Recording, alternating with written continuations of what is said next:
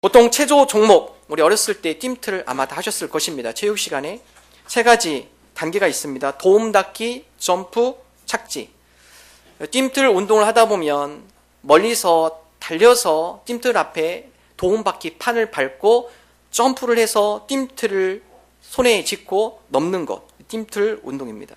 보통 올림픽 경기, 체조 경기에 보면 선수들은 도움 닫기를 하고 점핑 보드, 그 판을 밟으면 거기에 탄력이 있기 때문에 상당히 높이 점프하고 멀리 점프하게 됩니다. 그것을 우리는 점핑 보드라고 합니다. 점핑 보드. 그래서 점핑 보드를 밟고 일반 사람들이 뛸 수 있는 것보다도 더 높은 곳에 날아서 그곳 가운데 여러 가지 모션을 보이고 또 더 멀리 가서 착지하게 되어지는 체조, 우리가 많이 볼 수 있는 모습입니다. 제가 점핑 보드 이야기를 나누는 것은 많은 사람들이 신앙생활 하면서 마치 신앙을 점핑, 인생의 점핑 보드로 생각하시는 분들이 있습니다. 신앙생활을 우리 마음의 안정과 심리적, 정서적 안정을 누리기 위해서 혹은 우리 인생의 풍요로움을 누리기 위한 하나의 우리 삶의 수단으로 생각하는 분들이 존재한다라는 사실입니다. 그러나 성경 우리에게 이렇게 얘기하고 있지 않습니다. 신앙생활, 그것은 우리 현재의 삶뿐만 아니라 앞으로 이 삶이 마감한 이후에 앞으로 영원한 소망을 품고 영원히 다스릴 그 나라에 대한 소망을 품는 것, 이것이 바로 신앙인임을 우리에게 말씀하고 있습니다. 사도 바울은 고린도전서 15장 19절에 다음같이 이야기를 합니다. 함께 한 목소리 읽습니다. 만일 그리스도 안에서 우리가 바라는 것이 다만 이 세상의 삶뿐이면 모든 사람 가운데 우리가 더욱 불쌍한 자이로라. 사도 바울은 오늘 말씀을 통하여서 다만 우리의 신앙이 이 세상에 거쳐가는, 이 세상에 머무는 삶이라면 그것은 정말 우리 인생 가운데 불쌍한 삶임을 말씀하고 있습니다. 여러분, 기독교의 심장, 그것은 부활신앙입니다. 우리가 부활신앙이 있지 않으면 우리의 신앙생활은 단지 이 세상에 만족한 신앙의 삶으로 제한되어질 수 있다는 사실입니다. 사람은 심장이 건강해야 온몸이 건강하게 되어집니다. 심장이 활발하게 운동을 해야만 심장에서 모든 피를 우리 몸 가운데 흘려보내주기 때문에 심장이 활동을 할 때 우리의 몸이 건강해질 수 있다는 사실입니다. 기독교의 심장, 부활신앙입니다. 2000년 전 예수님께서 12명의 제자들에게 부활의 모습을 보여주시고 12명으로 시작한 그리스도의 복음, 이 복음이 지금에서 전 세계 가운데 살아 움직이는 것, 이것은 바로 기독교가 부활신앙의 확신이 있기 때문에, 기독교의 심장이 잘 뛰고 있기 때문에 전 세계 가운데 부활신앙의 공동체가 형성이 되어진다는 사실입니다. 오늘 특별히 요한복음 20장의 말씀은 예수님께서 의심 많은 도마를 찾아가신 말씀입니다. 부활하신 예수님께서 도마를 통해 우리에게 주시는 영적 교훈은 무엇인지 오늘 말씀을 통해 여러분과 함께 살펴보겠습니다. 첫째, 예수님께서 의심 많은 도마를 만나시면서 우리에게 주시는 메시지, 의심 많은 우리들도 찾아오신다라는 것입니다. 예수님께서 부활하신 후에 막달라 마리아를 만나셨습니다. 그리고 예수님의 제자들을 만나셨습니다. 유대인들로 하여금 무서워서 문을 꼭 닫고 있는 제자들을 예수님께서 찾아가시고 그들에게 평안을 선포하시고 기쁨을 함께 나누어 주셨습니다. 근데 그 가운데 예수님의 제자들 가운데 도마가 빠졌습니다. 부활하신 예수님을 만난 제자들이 도마에게 다음같이 이야기하죠. 예수님께서 부활하셨어. 부활하신 예수님께서 오늘 이 갇혀있는 우리들에게 나타나셨어. 그리고 우리에게 평안과 기쁨을 선포하셨어. 그러나 여러분, 의심 많은 도마, 성경에 보면 도마는 의심 많은 인물로 늘 기록이 되어 있습니다. 의심 많은 도마가 다음과 같이 제자들에게 얘기하죠. 너희들이 아무리 부활하신 예수님을 봤다고 만났다고 해도 나는 내가 직접 확인해보지 않으면 난 못 믿겠다. 내 손가락으로 못 박힌 예수님의 손을 만져봐야 하고 내 손가락으로 옆에 창자국을 손에 넣어봐서 내가 직접 확인하지 않고서는 나는 그 부활하신 것을 믿지 않겠다. 여러분, 우리에게도 이런 믿음이 있습니다. 우리에게도 이런 연약한 의심의 마음이 있습니다. 우리가 신앙생활 하기도 우리 마음속에 정말 예수님이 살아나셨을까? 예수님이 정말 부활하신 건 맞을까? 우리에게 이런 의심의 마음을 가진 성도님들이 있다는 사실입니다. 예수님께서 다음같이 나타나셨습니다. 요한복음 20장 26절의 말씀 함께 한 목소리 읽습니다. 요도래를 지나서 제자들이 다시 집 안에 있을 때 도마도 함께 있고 문들이 닫혔는데 예수께서 오사 가운데에 서서 이르시되 너희에게 평강이 있을지어다 하시고. 다른 제자들에게 나타나 보이시고 그리고 8일이 지난 다음 그 이후에 예수님께서 의심 많은 도마를 외면하지 않으세요. 의심 많은 도마를 찾아가십니다. 그리고 그 도마에게 예수님의 손자국, 옆구리의 창자국 이것을 보여주시면서 다음같이 이야기합니다. 27절의 말씀 함께 한 목소리로 읽습니다. 도마에게 이르시되 내 손가락을 이리 내밀어 내 손을 보고 내 손을 내밀어 내 옆구리에 넣어보라. 그리하여 믿음 없는 자가 되지 말고 믿는 자가 되라. 예수님께서 의심 많은 도마를 외면하지 않으시고 그를 찾아가십니다. 그리고 그를 만나주십니다. 그리고 다음과 같이 선포합니다. 믿음 없는 자가 되지 말고 믿는 자가 되라. 여러분, 우리 삶 가운데 때로는 예수님의 부활에 대한 믿음이 서지 않는 분이 계실 겁니다. 걱정하지 마십시오. 예수님께서 그들을 포기하지 않습니다. 제자들을 먼저 찾아갔지만 그러나 의심 많은 도마를 외면하지 않으시고 8일이 지나서 더 뒤늦게 그 도마를 불쌍히 여기며 그에게 믿음의 복을 주시기 위하여서 의심 많은 도마를 찾아가신 예수님, 오늘 우리 마음 가운데 예수님의 부활에 대한 확고한 믿음과 부활에 대한 확신이 없는 분을 주님께서 결코 외면하지 않으신다는 것이죠. 그 부활하신 주님이 의심 많은 그를 찾아가시며 그에게 도마에게 말씀했던 것처럼 똑같이 말씀하실 것입니다. 의심 없는, 믿음 없는 자가 되지 말고 믿는 자가 되라. 단 우리가 해야 할 것이 있습니다. 예수님께서 우리의 마음을 두드릴 때가 있습니다. 우리 인생의 허무함, 공고함, 깊은 인생의 갈증과 웅둥이에 빠져 있을 때 그때 우리가 느끼기 시작하죠. 아, 내 힘으로 사는 것이 아니구나. 내 힘으로 할 수 없는 것들이 많이 있구나. 이 세상의 삶이 전부가 아니구나. 무엇인가 예수님께서 그러한 말씀으로 우리의 마음문을 두드릴 때가 있다는 사실입니다. 그럴 때 우리가 해야 할 일, 우리의 마음문을 열고 예수님을 영접하는 것입니다. 요한계시록 3장 20절 예수님께서 다음같이 말씀합니다. 함께 읽습니다.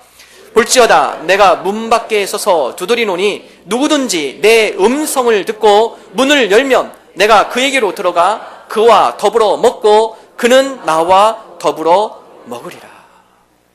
예수님께서 우리의 마음을 인생 가운데 두드리실 때 우리가 해야 할 일, 예수님이 두드리는 그 문에는 손잡이가 없습니다. 손잡이는 우리 안쪽에만 있습니다. 예수님께서 여러 여건과 환경 가운데 우리에게 마음을 두드리셔요. 내가 너와 함께하고 있어. 힘들고 그 어려운 가운데 네 힘으로 살아가는 것이 아니라 내가 늘 내 곁에 함께 있고 너를 도와주고 있어. 이런 예수님의 세미한 음성, 그 음성에 우리의 마음을 열고 예수님을 영접할 때 그때 예수님께서 우리와 더불어 먹고 함께 하겠다고 약속하고 계십니다. 아직 예수님 부활에 대한 의심의 마음 있으신 분 계시나요? 걱정하지 마십시오. 도마를 찾아간 예수님께서 반드시 여러분을 찾아가실 것입니다. 여러분의 마음문을 두드리실 것입니다. 바로 그때 마음을 열어주십시오. 그리고 부활하신 예수님을 믿음으로 고백하십시오. 그 가운데 부활의 확신이, 부활에 대한 믿음의 고백이 우리 가운데 있을 줄로 믿습니다. 두 번째, 의심 많은 도마를 찾아가고 직접 예수님께서 만나주십니다. 외면하지 않으셨습니다. 그리고 부활을 확인시켜 주셨습니다. 그리고 그 가운데 도마가 다음 같은 고백을 합니다. 28절의 말씀 우리 함께 한 목소리로 읽습니다. 도마가 대답하여 이르되 나의 주님이시요 나의 하나님이시니이다. 의심 많은 도마가 부활하신 예수님을 만났을 때 그 가운데 나타나는 변화는 인생의 터닝 포인트가 생긴다는 것입니다. 예수님이 십자가에 달려 돌아가셨을 때 모든 제자리에 다 흩어지기 시작합니다. 많은 사람들이 그때 예수님, 그들의 위대한 스승, 위대한 성자, 위대한 성인, 여러분 제자들도 단지 스승이라 생각하는 그런 인식이 있었습니다. 그러나 그들이 다시 언제 돌아오죠? 부활하신 예수님을 만날 때입니다.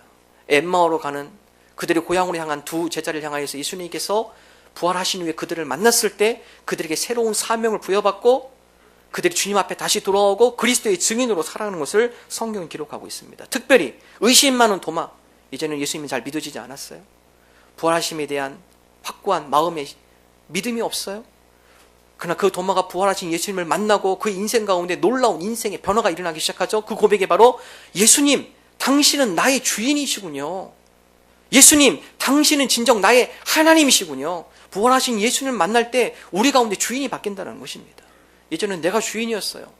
이제는 내 인생은 내가 살아가는 줄 알았습니다. 그러나 부활하신 예수님을 만나고 난 뒤에 우리의 인생의 주인이 내가 아니라 예수님께서 오래전부터 나를 계획하고 계셨고 앞으로도 나와 동행하시며 영원히 나와 함께 하신 것을 믿는 믿음, 그래서 도마가 그러죠. 나의 주님, 당신의 주님, 이 사람이 주인이 아니라 오늘 예수님이 내 인생의 주관자가 되시는군요. 내 인생 가운데 주인이 되어주시는군요. 내 인생을 창조하셨고 앞으로 내 인생 가운데 모든 것들을 인도하실 역사의 주관자이시군요. 이런 믿음의 고백. 여러분, 그런데 인생의 터닝포인트가 생기는 것이죠. 여러분, 도마는 의심 많았어요. 그 의심 많은 도마가 부활하신 예수를 만나고 가장 먼 곳으로 선교를 떠납니다. 예수님의 제자들도 마찬가지죠. 부활하신 예수님을 만나고 그들 인생 가운데 놀라운 변화가 일어나고 그 가운데 예수님의 복음을 위하여서 전 세계로 순교자의 삶을 산 것을 성경은 기록을 하고 있습니다. 특별히 도마, 다른 어떤 제자들보다도 가장 먼 지역까지 선교를 떠납니다. 그래서 인도에 가보면 도마의 십자가의 흔적들이 아직도 남아 있습니다. 사진을 보면 인도에 가보면 도마의 십자가 여러 돌과 바위 가운데 십자가의 흔적이 남아 있습니다. 바로 오래전부터 이 십자가 흔적이 남아 있습니다. 바로 도마가 그 당시에 인도 땅 가운데 그 당시에 가장 먼 땅으로 생각되었던 인도, 그곳 가운데 도마가 하나님의 복음을 가지고 하나님의 선교 전도를 하며 그곳 가운데 십자가를 새기기 시작합니다. 그래서 그 유명한 도마의 십자가가 인도에 많이 발굴이 되어지고 있습니다. 여러분, 그렇습니다. 부활하신 예수님을 만날 때 우리 인생의 터닝 포인트가 생깁니다.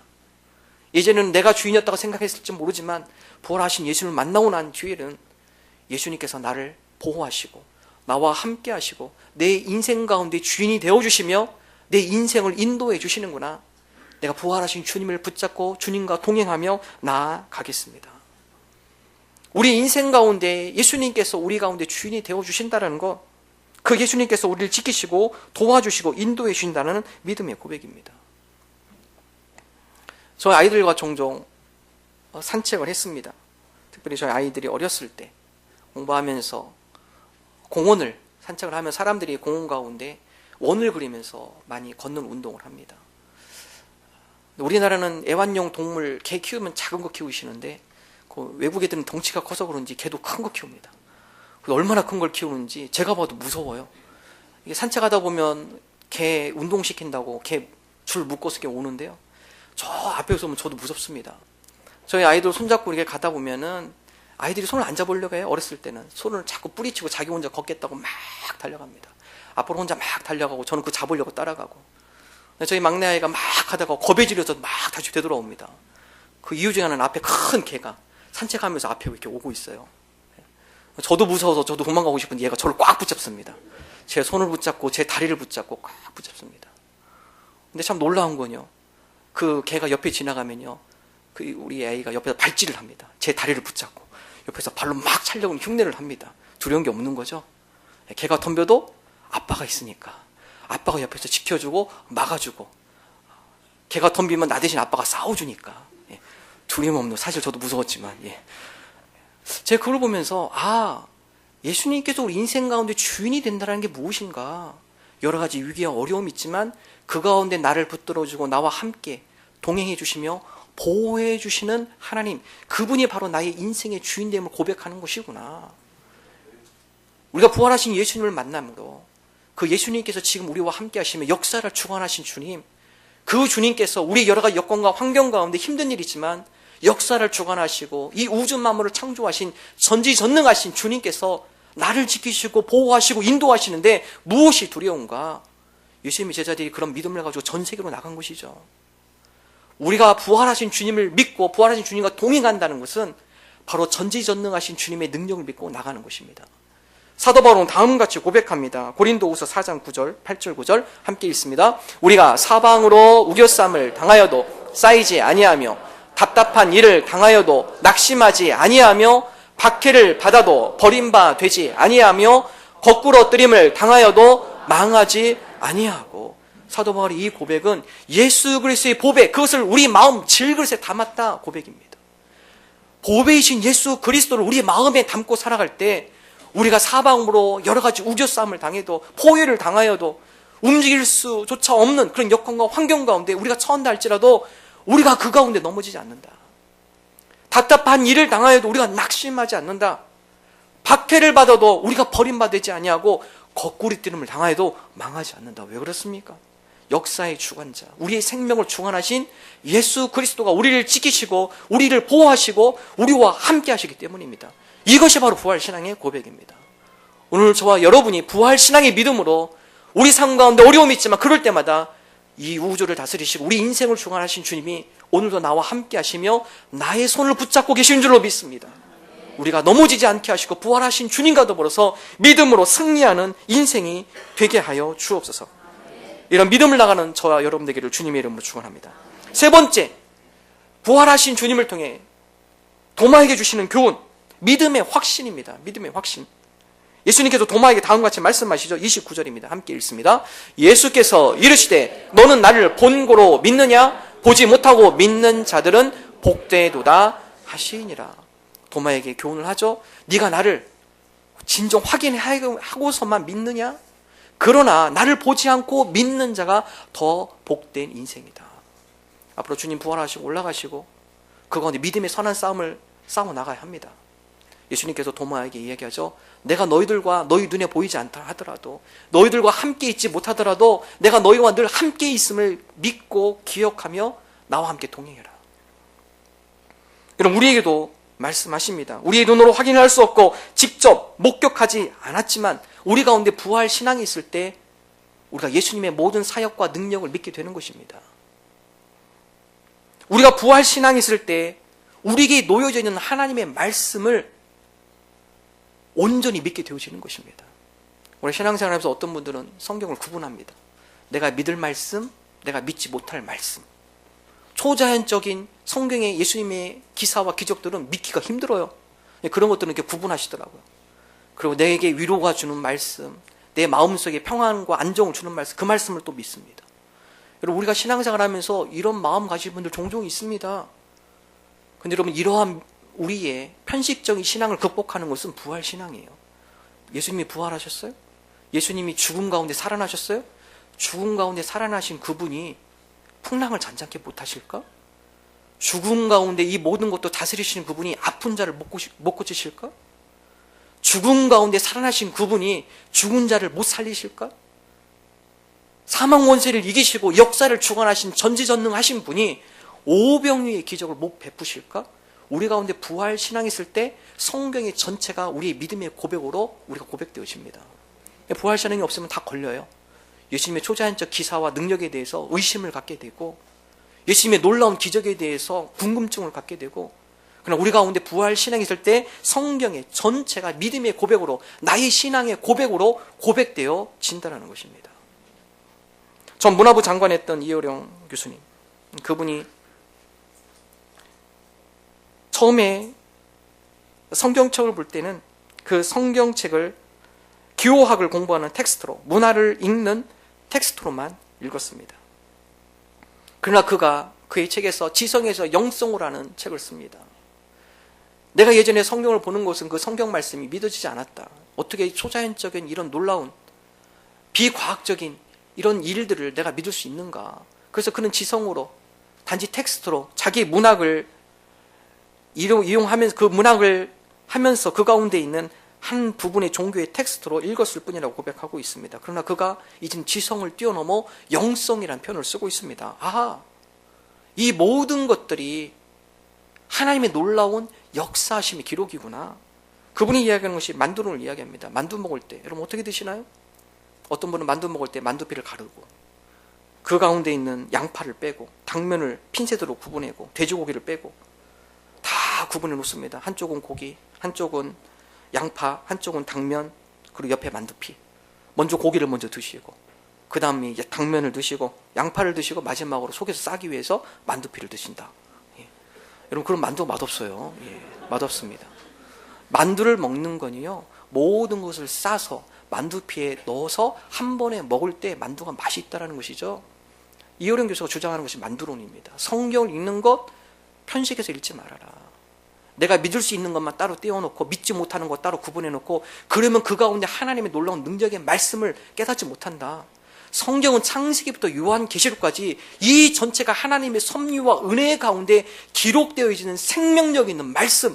여러분, 이 말씀이 언제 들어오는가? 부활신앙이 있을 때입니다. 우리 가운데 부활신앙이 있을 때 창세기부터 요한계시록까지 모든 말씀이 하나님의 예비하신 것 섭리 가운데 짜여져 있는 능력의 말씀, 살아계시고 역사하시는 하나님의 말씀으로 우리가 받아들여지게 되어진다는 것입니다. 그래서 이분이 지성에서 영성으로, 내가 지성에서 영성으로 나아간 계기가 바로 부활신앙입니다. 내게 부활신앙이 없었을 때는 성경은 하나의 나의 문학적 텍스트에 불과했습니다. 그러나 부활하신 예수님을 만나고 난 뒤에 성경의 모든 말씀이 1.1핵이 다 그냥 쓰여진 것이 아니라 모두가 다 연결이 되어지고, 이 모든 말씀이 문학적으로 나에게 다가오는 것이 아니라 나의 삶 가운데 믿음의 고백으로 다가오기 시작합니다. 지성에서 영성으로 올라간 것이죠. 여러분, 그렇습니다. 우리 가운데 부활신앙이 있을 때 우리의 삶 가운데 믿음의 확신이 생기기 시작합니다. 하나님의 말씀이 나의 말씀으로 다가오기 시작합니다. 그리고 그 말씀에 따라 우리가 순종하며 살아갈 수 있는 은혜를 누리게 되어진다는 것입니다. 오늘 저와 여러분이 의심 많은 도마를 만나주셔서 그로 하여금 믿음의 확신을 주시고 그로 하여금 삶의 터닝 포인트를 인도해 주신 예수님의 부활 사건, 오늘 이 부활신앙이 우리에게도 믿음으로 고백되게 하여 주옵소서. 부활하신 주님이 나와 늘 함께 하시며 우리 가운데 우리를 오른 눈동자까지 지키시고 보호하시며 우리 삶 가운데 주관하심을 믿고 부활신앙과 더불어서 믿음으로 승리하며 나가는 저와 여러분 되시기를 주님의 이름으로 축원합니다.